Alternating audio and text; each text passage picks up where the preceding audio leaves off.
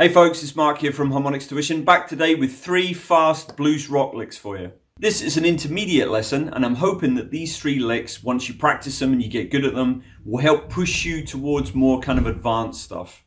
The licks aren't overly difficult, but they do have some kind of bluesy rock nuance to them, and they are a little bit more on the fiddly side, especially if you want them to sound really good. So we're going to be starting with the easiest one now, so let's get into it. Okay guys, so lick number 1 is reasonably straightforward. We're up in the E minor pentatonic scale, which we are for all of these licks, and I'm basically just going to be using the extension of the pentatonic scale to get up to key here. Okay, so I'm going to be starting on the low E, and I'm going 10, hammer to 12, moving over to the A, 10, hammer to 12, slide to 14. Okay, then I'm crossing to the D, I'm going 12, hammer to 14, 12, hammer to 14 on the G. And this time I'm going to bend the 14 up to the pitch of 16, so a full bend, release it back to 12 on the G, and then bend up 15 on the B to the pitch of 17, which is E. Okay, so let me show you that. So,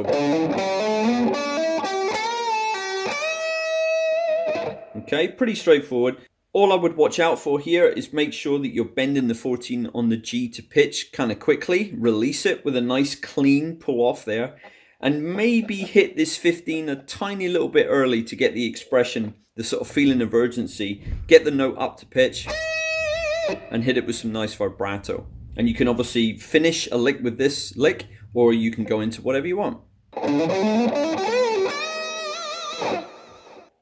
Okay, so for the next lick, I'm starting on the 12 on the high E, and I'm going to be playing 12, 15 on the B, pull off to 12 on the B. And then I'm going to be bending to the pitch of 16, or a full bend on 14 on the G with my second finger. Okay, and I'm going up, down, pull off, down there.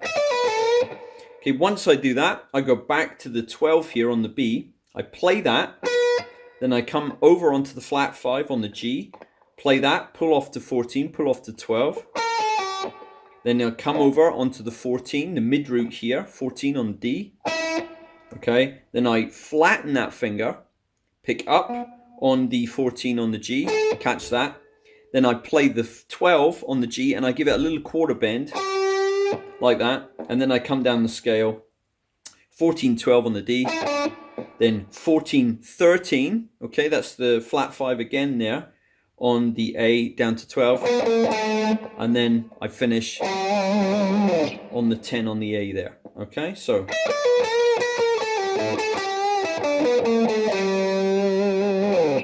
like that. And this is a good little lick. You could maybe play this just before the first one, because you're already there, yeah, so you could just ascend there. Or you could just use this wherever, but what I like about this is the fact that you're bending that little bit there.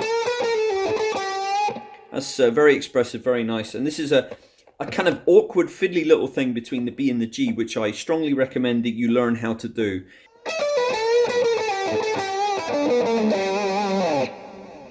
Okay, and finally for lick number 3, so what I'm doing first of all is I'm doing this kind of idea. Okay, and all I'm simply doing there is slow bending the 14 up to the pitch of 12 on the B so that I catch that flat 5, so you get that lazy bluesy sound.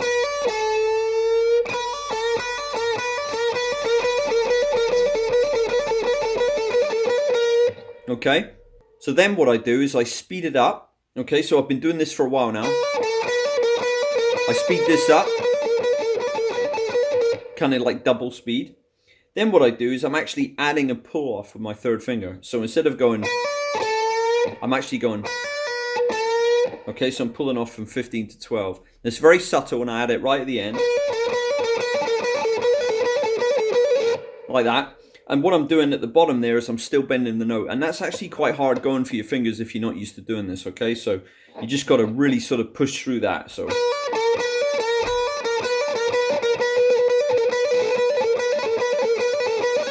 like that. So once the bend's where I want it to be, I'm actually tapping 18 there with my first finger and pulling off again and ending with vibrato. Okay, so that's basically 15 on the E there. That's the note I'm creating by tapping.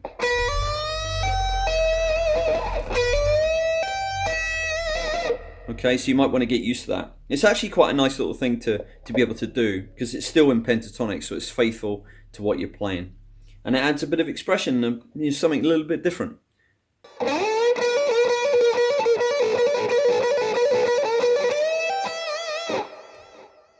Okay guys, I really hope you found that helpful. And if you enjoyed this video, you'll enjoy this one too, I'm sure. Okay, so make sure you check that out.